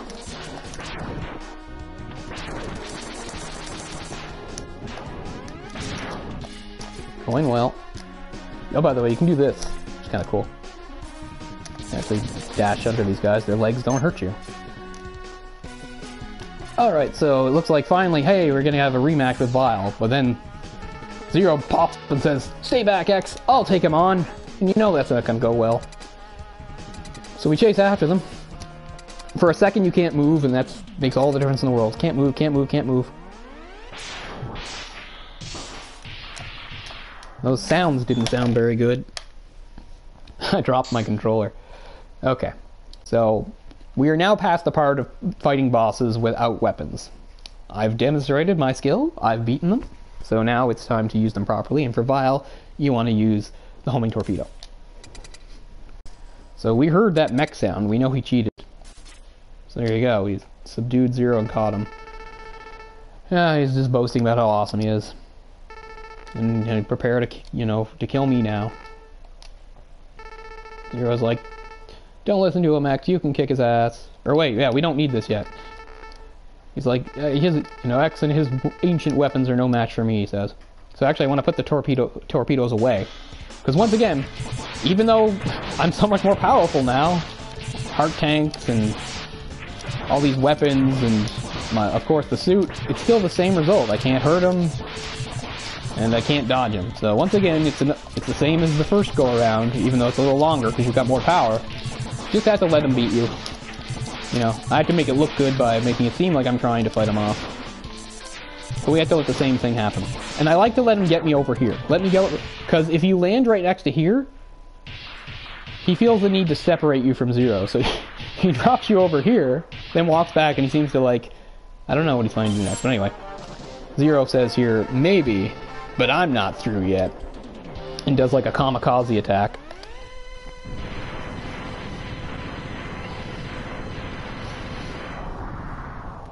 To take out the carrier. But Vile's still fine. He says something like, what a worthless gesture. I can't be defeated so easily. And he's like, now I'm gonna kick your ass, X. But now, inexplicably, I do this. And he's like, what the? Where did that energy come from? But then he very quickly calms down and says, it really doesn't matter how much energy you absorb, X. You're still no match for me. Maybe this is where he talks about the ancient weapons. So anyway. But now that I've got these, just be... Yeah. Don't spam on them. You can only get hit so often, so just space out how you shoot them. Especially considering you are going to need a weapon again later to deal with Boomer Quanger. It's weird. Most of the time when you do these stages, like... It's like usually like 4 of the bosses are in one and 4 are in the other. And this they're more broken up in that this has 3 bosses. It has Vile, a special boss at the end, and 1 of the original 8 bosses. For some reason just 1, and it's Boomer Quanger. So now we can have a little moment with Zero. He's going to have a death scene saying, you know, I'm too far gone, X. My repair systems can't handle it. Blah, blah, blah, blah. But you've become so powerful now. You can take on Sigma. That's basically what he says. And of course, that's the last we ever see of Zero. No, never ever see him again. He's dead for good. Certainly won't be in future games. See, look how diabolical this is. Like, look at this. That thing on the floor is like a spring. It's to bounce you up into towards the ceiling, so that you'll trip the laser there, so that he'll shoot you. If I try to jump in there, I mean, I can see how it's supposed to be done. Watch. And I did it wrong. My timing was off. See, it's really diabolical how that is thought up. Ah. But there, see, if you use that properly, you can get it to springboard you clear. Alright, now we're coming to up to... I still haven't shown, like, how all the weapons work when they're charged up. So, this is Sting Chameleon, just sort of like a triple blast. However, if you let it go here, you are invincible. Obviously not forever, so you gotta move as fast as you can. This is a great part of the game to use it in, because it's really hard to avoid getting hit. It's good to stop there and just do it again, because you won't make it all the way to the top before it runs out. There, that handles that. So now we got Boomer Quanger, who I already defeated quite easily. Now I'll defeat him even more easily, using the proper weapon on him. Just bounce around, stay off the floor. Again, there's no need to blast out a whole bunch, because he needs to recover each time he gets hit. So just jump around and avoid his attacks, and let the torpedoes do their work. So yeah, so he's the only of the original 8 bosses you fight in this stage, which is kind of weird. Okay, so this game has gone really well for me. And now we're coming to the hardest boss in the game for me personally. Harder than Sigma is the boss of this stage. And it's entirely possible he kills him once. This is what I have the sub-tease for. We're at the home stretch, he's coming up. And other people don't have a lot of trouble with him. I've always had trouble with him. It's this damn spider. And I hate him with all my heart. Ah. Look at this. Once again, just conniving. Alright. So the weapon that works on him is ice. Unfortunately, the way he moves and the way his patterns and everything make him extremely difficult for me. He does this thing where he drops down from the ceiling, and it gets faster and faster as he does it. If you go on the walls, you shouldn't go on the walls. You go on the walls, he'll drop spiders that attack you, so best to stay off the walls. Now, originally, he has like this lattice work stuff in the background that's green that shows his route, but once you get him about halfway, he stops following it completely, and you just have to guess, and he gets faster and faster. And the other thing is, you can only hit him, he's invincible all the time, except for one moment when he hits the floor, and then this red part of him will open. You have to hit him in that moment, and that's the only moment you get. So getting the first half is not a problem. See, he comes down on those. This damn spider, so let's see how it goes. And that's how you do it. Unfortunately, he's going to get a lot faster and a lot more unpredictable. Starts off fine, stay off the walls. Yeah, I missed there, see? You have to be fast. By the way, you don't have to be on the walls for him to drop the spiders. Sometimes he just drops them anyway. Ah, too slow. See, there they are. And when they're on there, they screw everything up.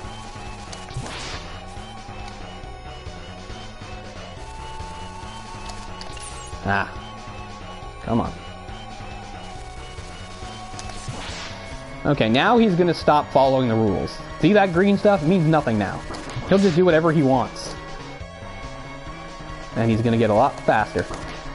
Ah, damn it. I don't mind taking a hit if I can hit him, but... See, I'm starting to miss. If I run out of ice, I'll really be in trouble. Just gotta stay calm. That went well. That was cheap. See, he can... Even though he's always moving down, he can cover a lot of distance and corner you. Like that. I didn't mind because I got to hit him. See, look how fast he is now. Now, as a precaution, I'm going to use a sub-T, because as I said, this is the one part of the game I've never had a lot of confidence about. I've never felt good fighting this damn spider. Everything else, great, no problem. For the most part. But the spider, this is my Achilles heel, or whatever you want to call it. And I got him, so I didn't even need that, but I don't regret it. I was, you know, I was being cautious. Great, though. So I shouldn't have any more problems until I get to Sigma himself. There's another stage to go before the final Sigma stage. And there's nothing to go back for. I'm not going to fill that sub-T, because I'll get an opportunity to later. Because really, the main reason I was filling those sub-Ts was for the damn spider, because I've always had trouble with him. But there, I got him on the first try, and even though I did use a sub-T, I wound up not using it. So I can feel pretty good about that.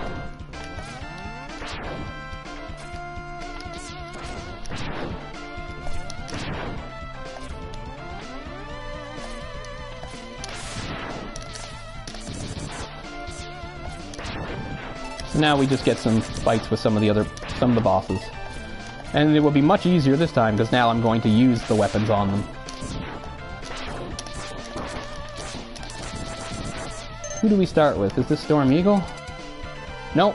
We get Chili Willy. He's already the easiest boss in the game. Now he's going to be really easy, because I'm going to use fire on him. So you can see what that does. Nice effect. So if he was easy before, now he's ridiculously so.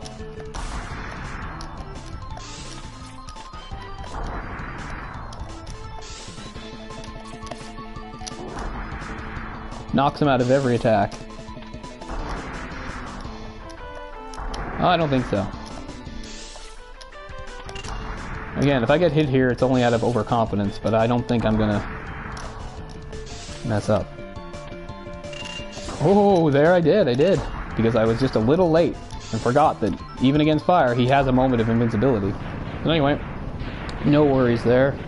He's taken care of.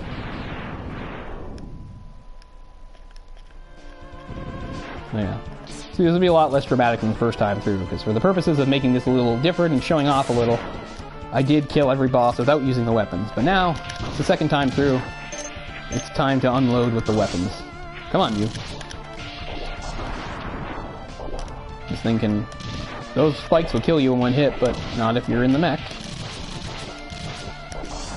I always think it would be so great to fight a boss with one of these things. You finally get to do that in Mega Man X4. There's a way, if you're smart enough, to get to the boss. What the hell's his name? His name is like something Dragoon, Fire Dragoon, something like that. You can fight him. It's pretty satisfying. Two ways to go here. I think we'll go to the right.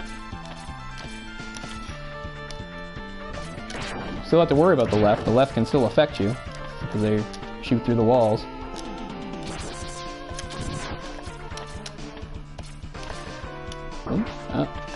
Almost made it unscathed. Now I'm getting hit. Okay, this is getting... My timing is all off. Oh my god, okay. Gotta take these guys out. They're clearly a problem. Probably should have taken the left way all along, I guess. That was embarrassing.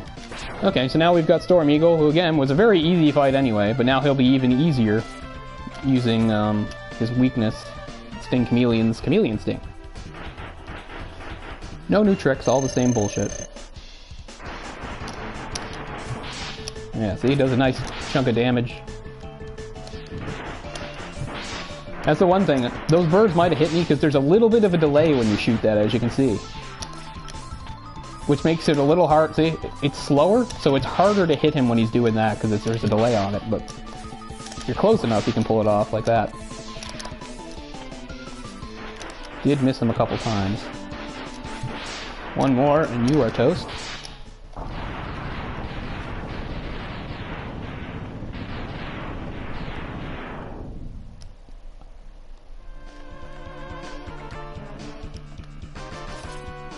To our regular scheduled program.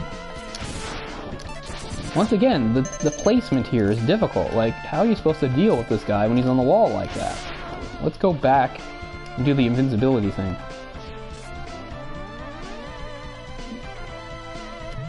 I mean, keep moving. There we go. I can't remember if there's any more bosses. I don't think so. I think now we're actually at the boss of the stage. Yes, we are. And I'm keeping this on because this is the weapon that hurts it. This is a pretty easy boss, though. It's this face. It's got the two eyes. One on the left, one on the right. Okay, stop that. And it does this thing. This is the only, that's when the nose is... Okay, I'm taking some hits here. Those spikes will kill you in one hit, so be careful.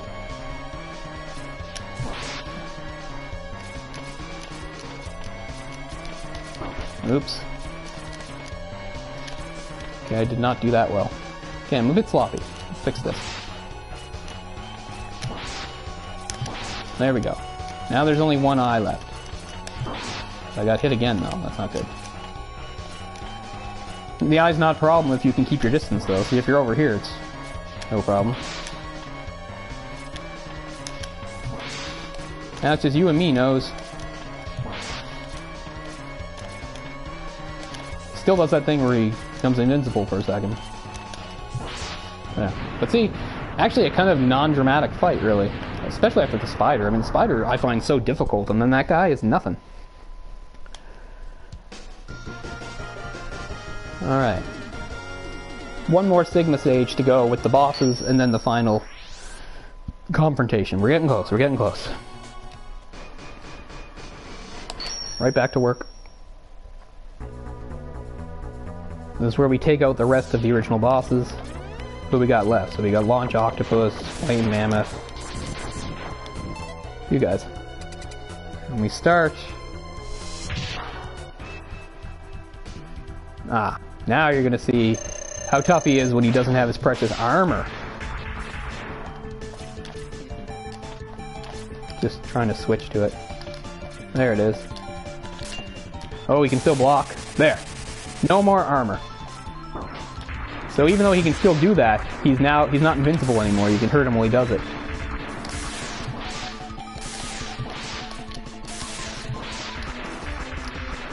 Yeah, so this fight, which originally took quite a long time, drastically shortened by... One more will take you out. That felt good. Considering he's the only thing that killed me in the game so far. But, see, if you're using the proper weapon on him, he doesn't have any chance. Never would have happened. Oh, look who it is, the laughing guys. Damn you.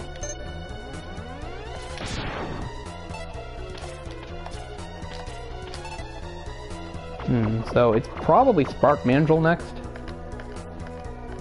See if I'm right. You think I'd remember having played this so many times? Yeah. No, it's Sting Chameleon, I think. Yeah. So this is what hurts Sting Chameleon. And this will knock him right off the ceiling.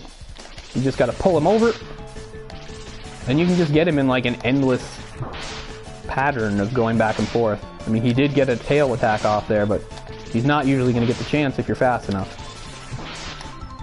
Still have to dodge the stuff that comes down, and I just got hit there, but you can see it's hurting him quite a bit, so one more will take him out. No problem. So maybe Spark Mandrill's next. Who's even left? Launch Octopus and Spark Mandrill, are they the only ones left? No, Flame Mammoth is left. But... ah, you bastard. Here's a perfect opportunity to use that weapon again. Very nice. Okay, you can tell by the ceiling there that this is Spark Mandrill. He was I mean, I killed him pretty well, but he's a dangerous fight. He didn't even get to do his punch thing. We'll see if he does it this time, but look. Every time, no matter what he does, I can just stop him in his tracks. There's that punch. Tried it again. But I mean, you can literally, I'm actually letting him attack. You can just spam on it like this and just never give him a chance. I was trying to show off his attacks there for a second. Next one, and he's dead. Yeah. That's probably, of all the weapon effects in the game, that might be the most satisfying. It's just stopping that idiot in his tracks every time. Alright, so... on water, so obviously Launch Octopus is up next. What's great is sometimes water means spikes, but there's actually no spikes in this section, just these fish that aren't even dangerous. Now here's the cool thing about Launch Octopus. So he's the only boss in the game that sort of has two weaknesses. Because Rolling Shield is what hurts him. But if we open... oh. But if we open with the boomerang, we can actually get rid of those pesky arms. I don't know if you need to do a charge shot or just hit him with it a lot. There we go. No more arms. A farewell to arms. Okay.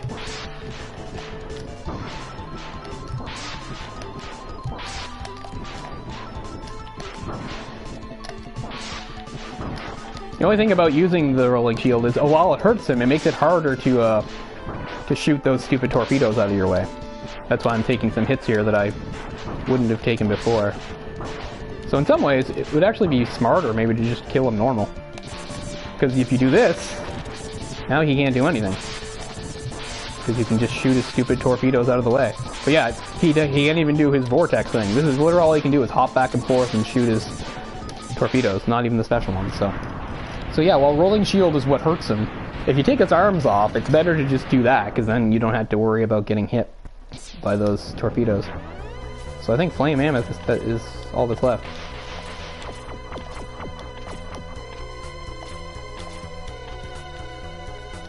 Go invincible.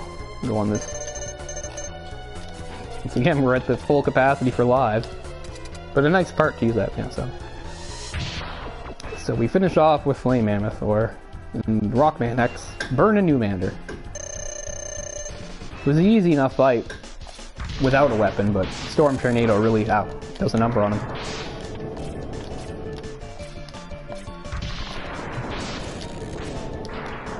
Another option is if you are up here, you can let it go like, oh, I didn't charge it enough.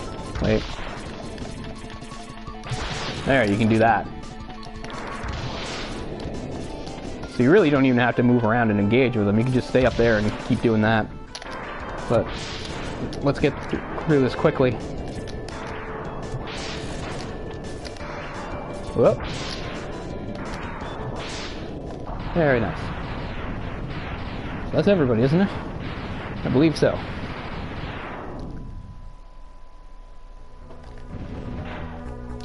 So that's all the original bosses. Oh, did we just go straight into the last guy? Okay, so this is kind of an interesting boss.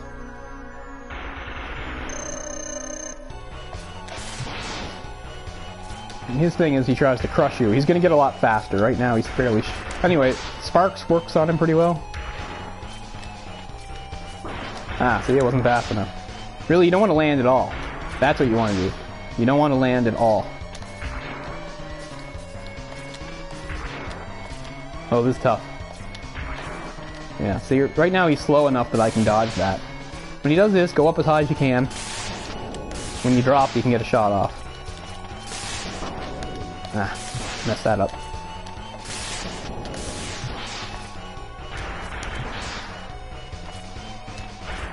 Movements are unpredictable, and he gets faster and faster.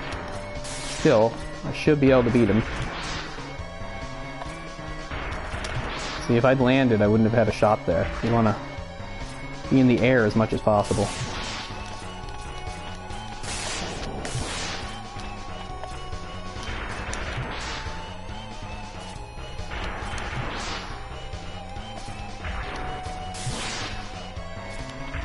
Yeah, tries to crush you against the wall. It's definitely a unique boss. I enjoy fighting him.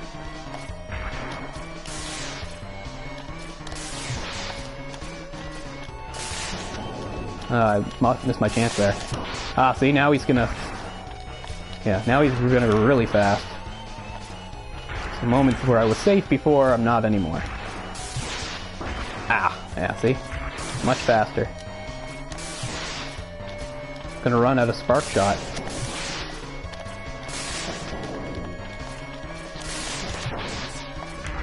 I managed to dodge that time. Very nice. Yeah, I was pretty sure I wouldn't need a sub-T against him. See, really, the spider is my only problem. And even though I used a sub-T for him, I wound up not using it. I was just erring on the side of caution. So all that's left is Sigma, people. So, I don't know. I haven't actually... In all my practicing, I did not beat Sigma. I got killed. Now, I mean, I didn't stick with it, though. You know, I probably had enough lives to do it. So all that's left is Sigma, although first we had to fight his pooch for some reason. But another thing the game gives you here is this tunnel on the way up.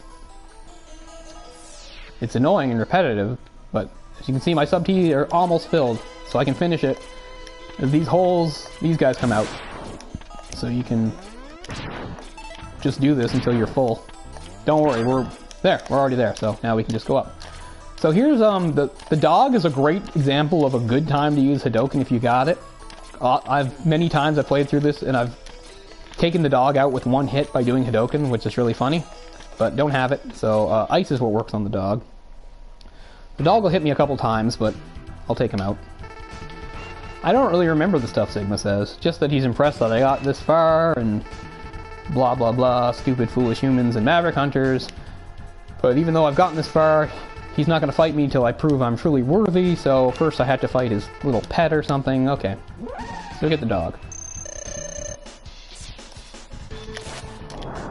The dog can actually climb walls himself, so the technique you've been using through the whole game to get, you know, the upper hand on various bosses now suddenly gets flipped around. As you can see, the ice works pretty well on him. Especially having it ricochet off the wall is very handy. Alright, so this took him out pretty quickly. So now, Sigma only has 2 forms in this game. So first form is very dangerous, but there's just yeah, blah blah. He just has a very pattern, a very sort of predictable, easy pattern, and if you follow it and are cautious, you can take him out. It takes a while to do that, and this involves the wall. You don't want to be on the business end of that sword. That sword does a ton of damage. You just want to lure him up, and when it gets to the middle, let that go. You want to let it go about in the middle, because you want it to be able to hit him twice. See? I'm hitting him twice. Sometimes if I'm too high or too low, it only hits him once. It only got him once there, and that makes it, you know, take longer. You really don't even have to lure him up that high. You could drop him earlier. I just feel more comfortable letting him go high, because technically you can do this. I just feel like that's risky. So I usually let him get higher and try to aim right for the middle. But he doesn't do anything as long as you do this. If you try to engage him on the ground, he has all sorts of attacks, and the sword can kill you in just a couple hits. So even though it's kind of dull and repetitive, it's the way to do it.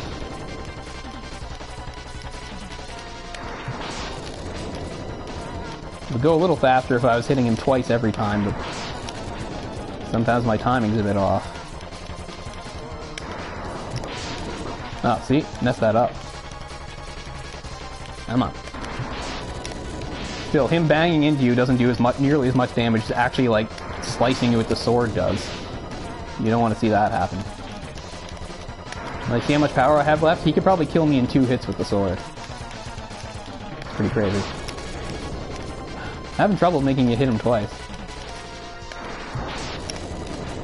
It's better.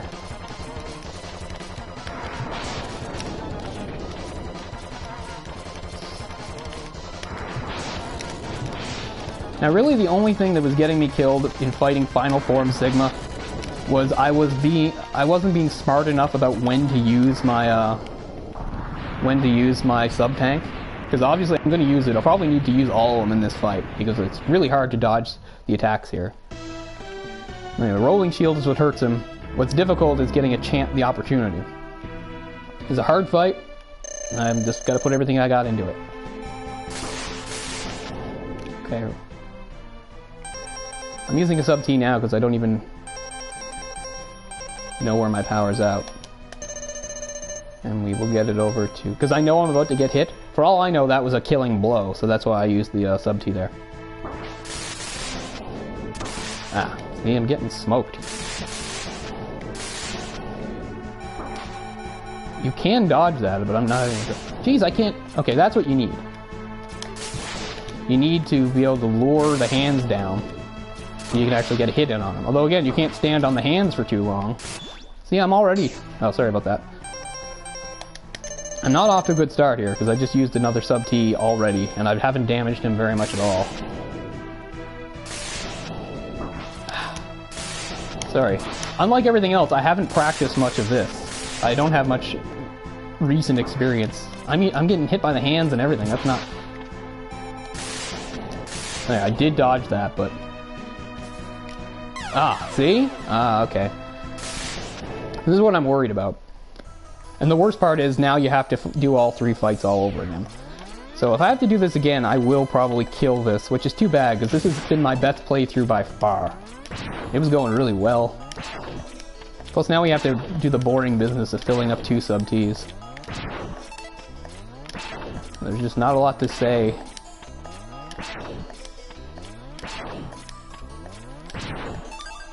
That's one.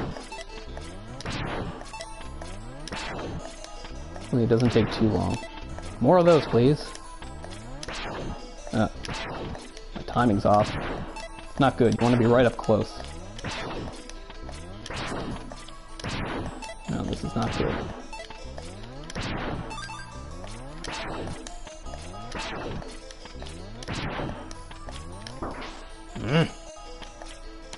Okay, you want to get up close.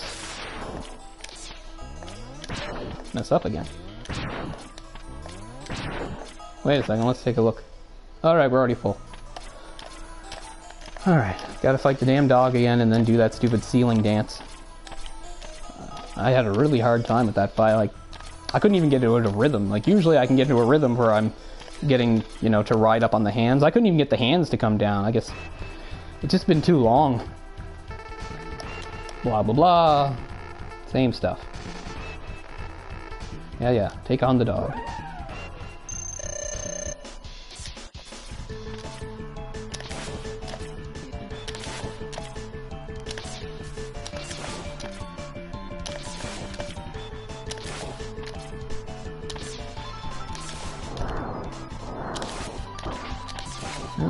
Got hit once. Not too bad.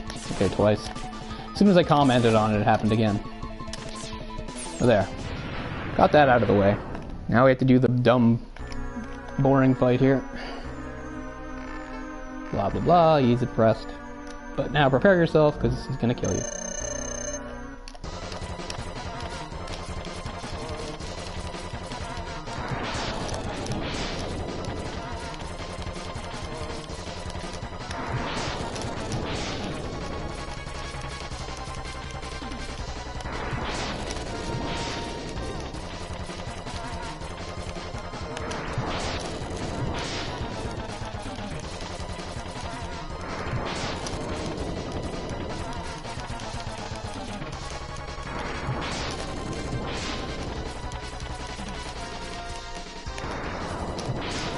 Gonna screw that up.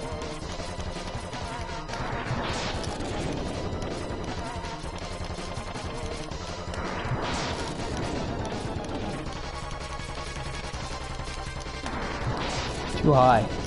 Let me get lower. Oh, that's pretty good.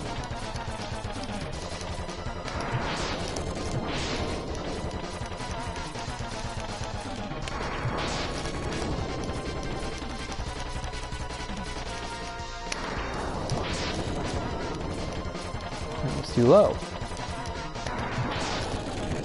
That's the sweet spot.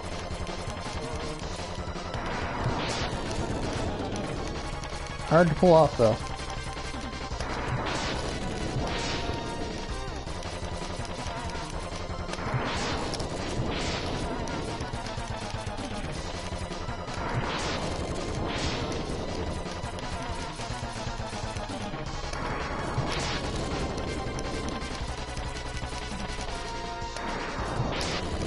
One more.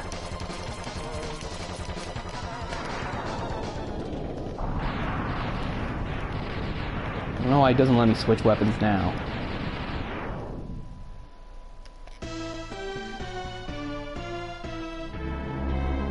Alright, can do this.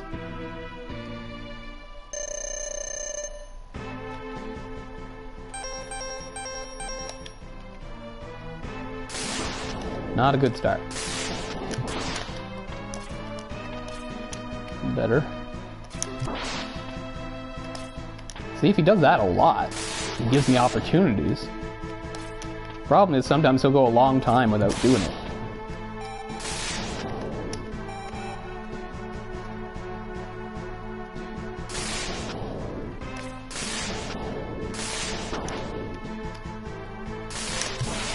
Not taking any chances. Sub-T.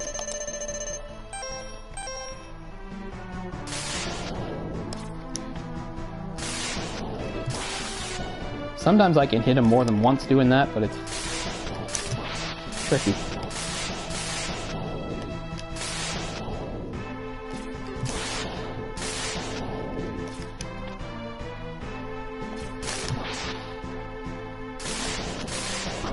Damn it. Ah, I missed it. That sucks.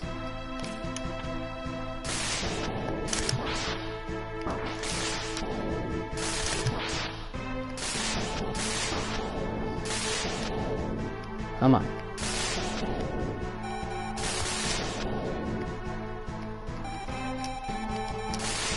Twice in a row, that's cheap. Ah, man, come on.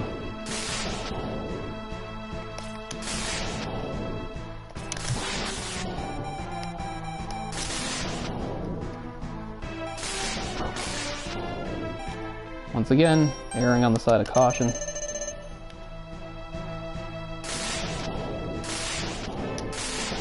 Come on, get a hand down here, man. Come on, you prick.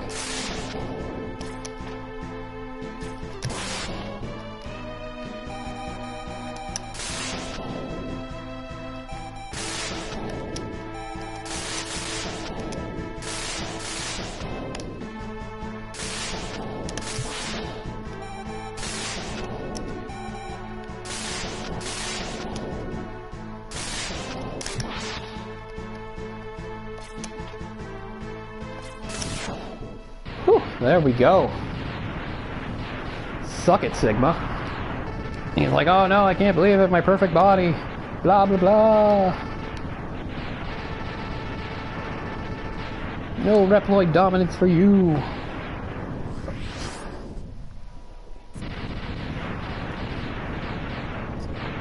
There goes his floating island.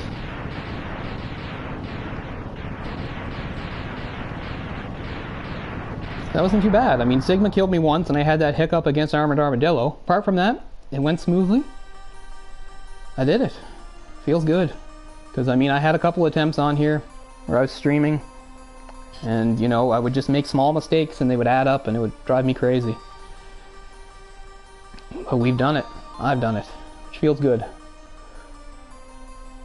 Did a good playthrough. And one of my favorite games of all time, Mega Man X from 1993. Thank you, Tim. I don't know if I wasn't paying attention to, I'm not sure how many people were watching or whatever. There were a couple times where I even turned off the notifications because I was like, I don't need people watching this live. Because really, I was just trying to do this to upload to the other channel later, but anyway. But thank you very much.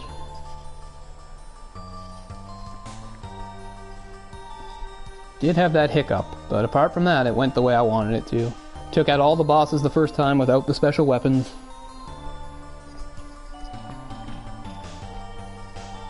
The X series is a great series, although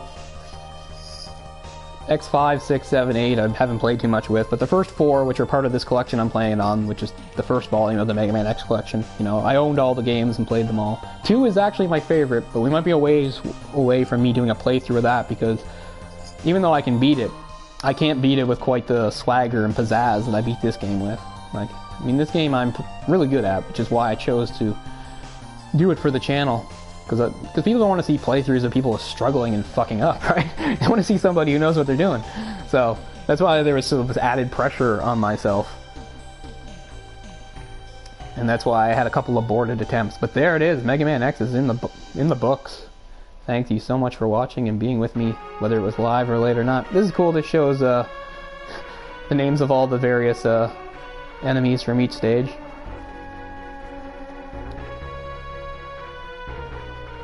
I think their names are the same in Japanese or English, unlike the boss names.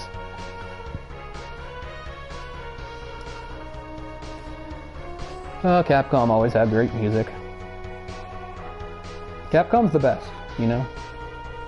My favorite game in the world is not a Capcom game, but I mean, if you're just going by, like, quality and quantity, I don't know what can beat Capcom. You have the Mega Man series, Resident Evil, of course, Street Fighter, and all sorts of lesser-known games that really work well into, like, even going back to something like Strider, I think Capcom's, like, the top. At least for his, like, just having a great run of great games. I like this, it's like, in loving memory of the guys that I killed twice. No little animation of them, though. It would have been cool to see them do their move or something. I think they do it in later games. It's been so long since I've beaten any of these games. They only get harder from here, really. Like, Sigma having 2 forms? Pfft, I think in some games he has like 4. However, I did fight Sigma a little while ago in X4. I can beat him as Zero, because in X4 is the first game where there's 2 full games. You can play the game as X or as Zero. And I don't think I've ever beaten him as X. But I can beat him with Zero. It's a completely different playstyle because Zero has his sword in that game. Oh, look at that. Instead of Vile, it's Vava. That's interesting. I probably knew that and forgot. Don't worry, Zero, you're not gone forever. You'll be back. Of course, so will Sigma, over and over again. Great. Beautiful. And you is Rockman X. Hell yes. Repeat. So that's it. That's the Mega Man X playthrough. Went really well, finally, after some issues. So thanks so much, everybody. We don't need to do the full credits here. I've already said the stuff I wanted to say. It's a great game from 1993, sort of a reinvention, reboot of Mega Man, although they did keep the classic series going too, which was good.